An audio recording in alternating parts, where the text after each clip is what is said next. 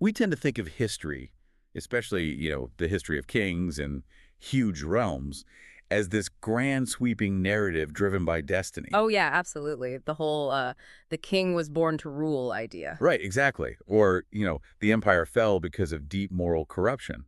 But the source material we're diving into today argues something completely different. Mm. It argues that history actually turns on inches. Inches and accidents. Yeah, like literally the thickness of a steel helmet Mm-hmm. or the slip of a boot in the mud. It is, it's basically the chaos theory of knighthood. I mean, you move 1 inch to the left, you're a hero in the songs. You move 1 inch to the right, you are a corpse in the mud, and the entire royal lineage of the continent changes forever. Which is such a crazy concept to wrap your head around.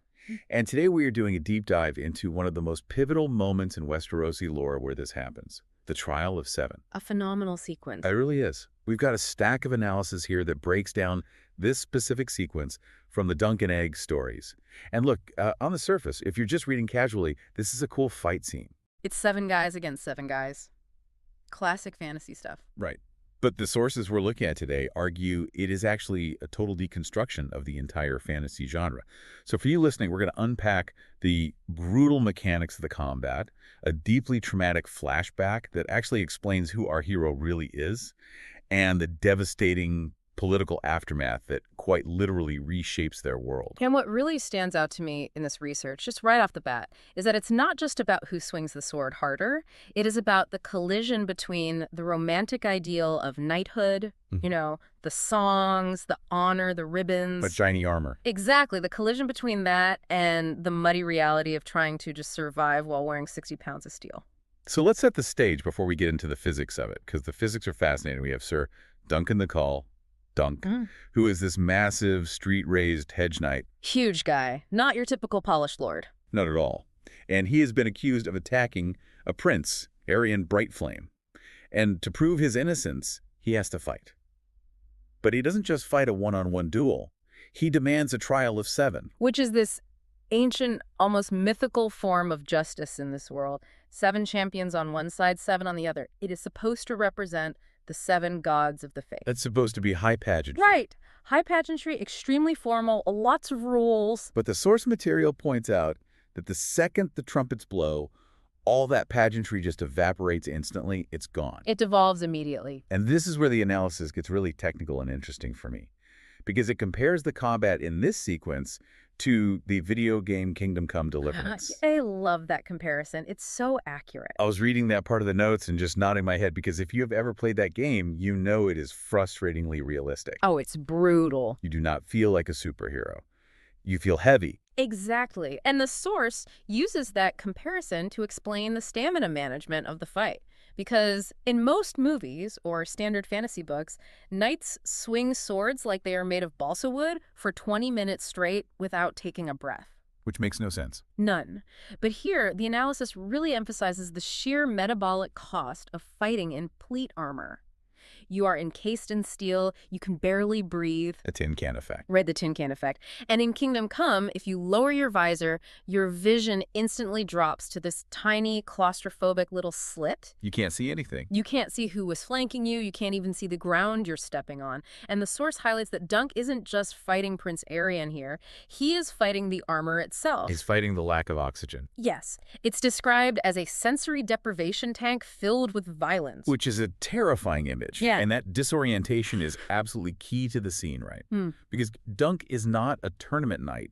He's big, he's strong, but he is not refined at all. No, he doesn't have the muscle memory of a highborn lord who trained since he was 3. Exactly. So the source describes the melee not as a duel, but as a mud and blood survival situation. And there's this moment early on where Dux takes a hit.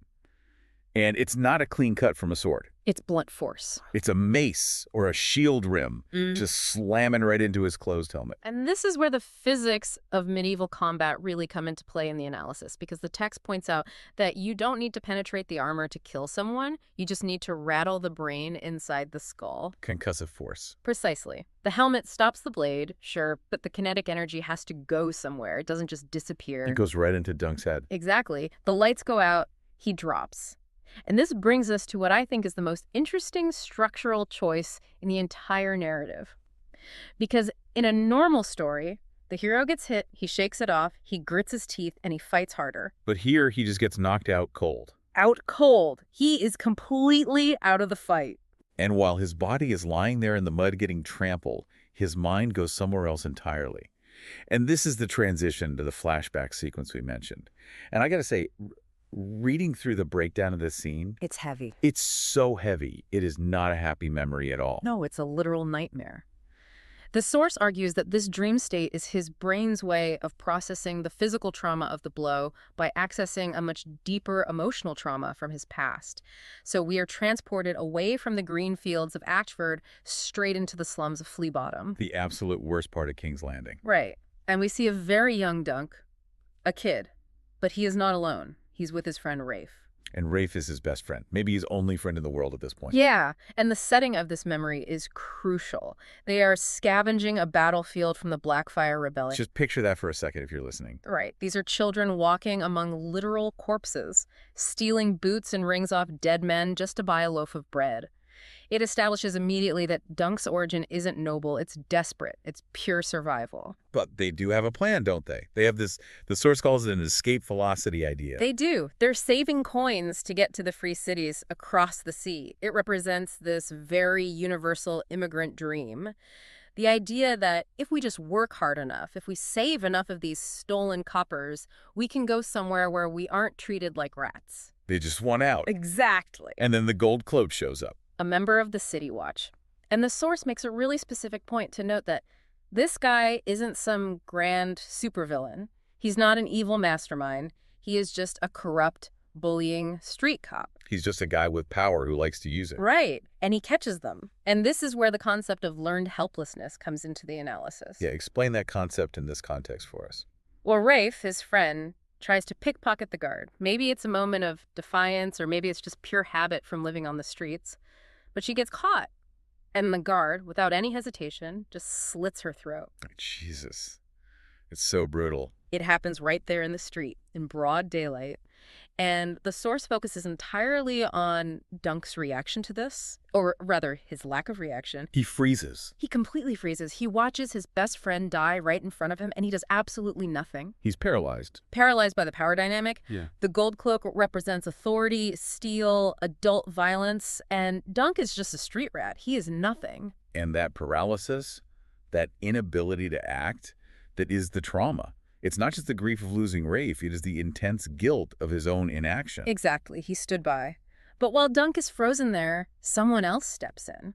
And this is where the story subverts the knight in shining armor trope yet again. Because the savior isn't a noble lord on a white horse. No, it's Sir Arlen of Pennytree, a poor hedge knight, and he's drunk. He's stumbling, right? Like he's probably had way too much cheap ale. He's an absolute mess, but the source points out that even in his drunken, stumbling state, he has the moral clarity that the city watchman completely lacks. He steps up and he kills the guard. To save the kid. Right. It's messy, it's an ugly fight, but he does it. And this is the pivot point of Dunk's entire psychology. Arlen looks at this traumatized, frozen boy, and he gives him a single order. Get up. Get up. 2 words. But the analysis argues that those 2 words essentially program Dunk for the rest of his natural life. Which completely recontextualizes everything we know about him up to this point in the story. I mean, earlier in the narrative, we see him attack Prince Aerion because Aerion is hurting a puppeteer, a helpless woman. We see him risk his own life for total strangers. And I always just read that as, oh, Dunk is just a classic good guy. He is a true knight. Which is the surface reading. That's what you're supposed to think on a first read. But this deep dive suggests it is actually a severe trauma response. It's not about knightly vows at all. No, he isn't really saving the puppeteer in his mind. He is saving Rafe. Every single time he sees someone helpless being abused by someone powerful, he is mentally transported back to that muddy street in Flea Bottom. Wow, so his heroism is actually compulsion. He is constantly trying to fix the moment where he froze. Precisely. He literally cannot stand by and watch, because he knows exactly what it feels like to do nothing, and the guilt almost destroys him. He protects others to silence his own internal guilt. That is fascinating. It turns his entire code of honor into a trauma coping mechanism. It makes him a much more tragic and frankly a way more interesting character than just the generic guy who follows the rules of chivalry. Okay, so let's bridge this back to the present moment in this story. Dunk is unconscious in the mud at the trial of 7. He is reliving this horrific childhood memory. And in the real world, the battle is raging all around his unconscious body, his side is actively losing, and his squire, Egg, who is actually Prince Aegon in disguise, is on the sidelines screaming at him. And what is he screaming? Get up, sir! Get up! Oh man, it's the echo. It is the exact echo. The source points out this brilliant auditory bridge the author uses here. Arlen's voice from the past merges seamlessly with Egg's voice in the present. And that specific trigger snaps Dunk back to reality. He wakes up. He wakes up. But he doesn't wake up as a knight, does he? The analysis mentions this huge tactical shift in how he fights. This is one of my absolute favorite parts of the whole breakdown.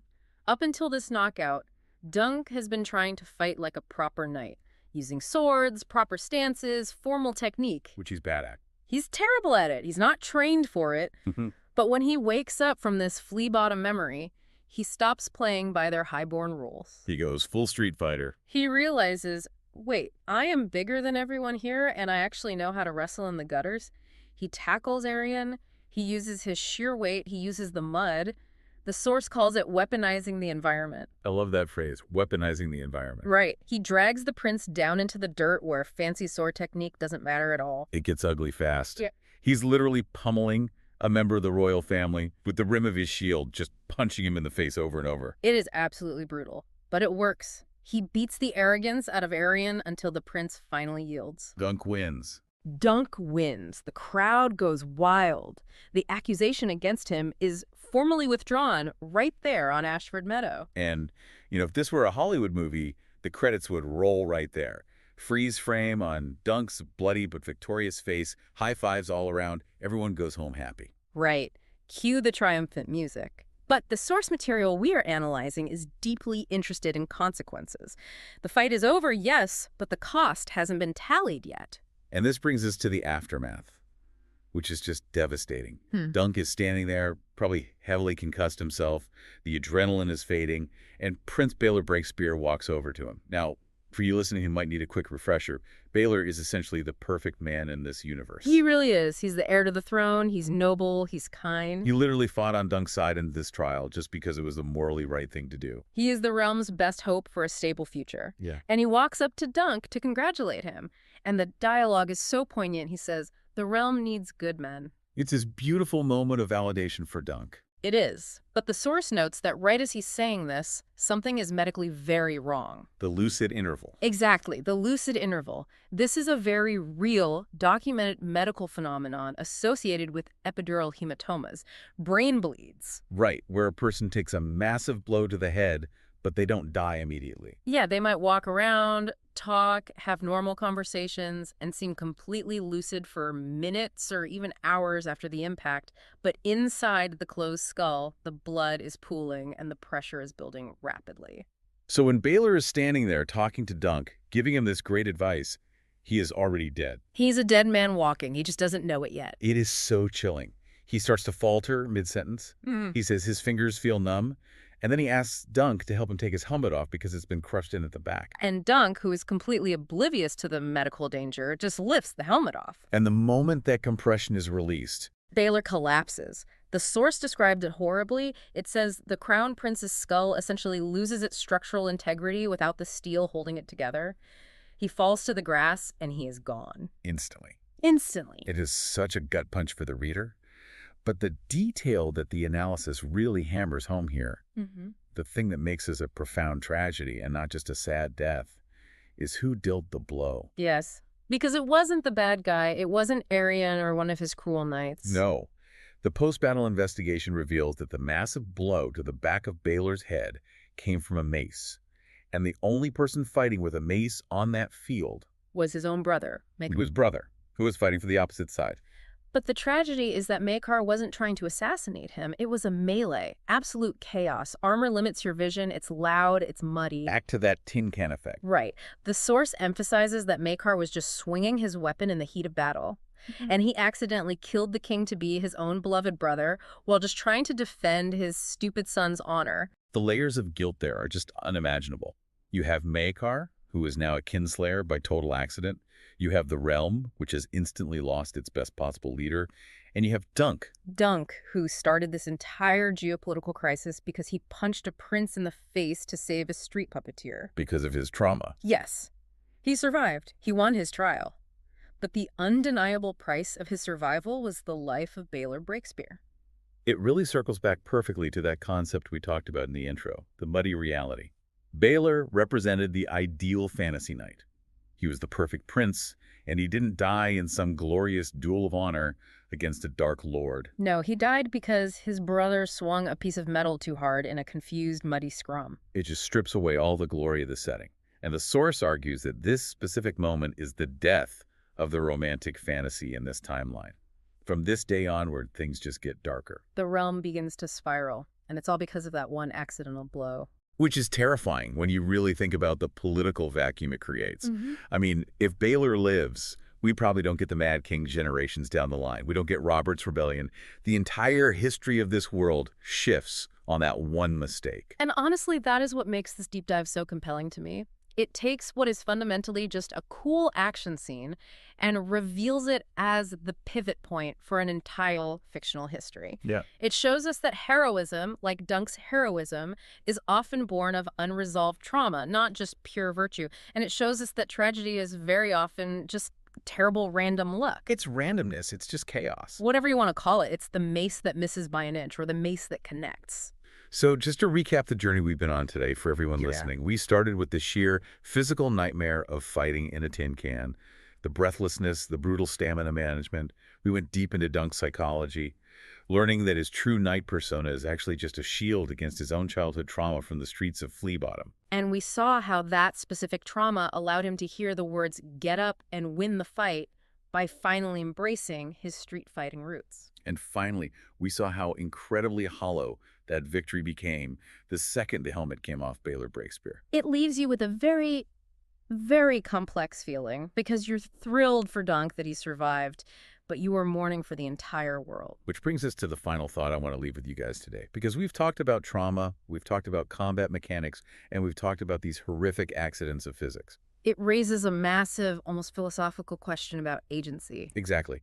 If Dunk's heroism is just a hardwired reaction to his past trauma, and Baylor's death is just a random accident of momentum, and still does being a good man actually matter at all? Right. Baylor was arguably the best man in the kingdom, and he died in the mud. And Dunk is a good man. Yeah. And he lived, but at what cost to everyone else? It really asks us to consider if these characters are the authors of their own stories, or if they are just blindly dodging maces in the mud, hoping the math of the universe is on their side today. A super cheerful thought to end on, I know. But that is the muddy reality of Westeros, and maybe a little bit of our world too. Thank you so much for joining us on this deep dive. We will see you in the next one.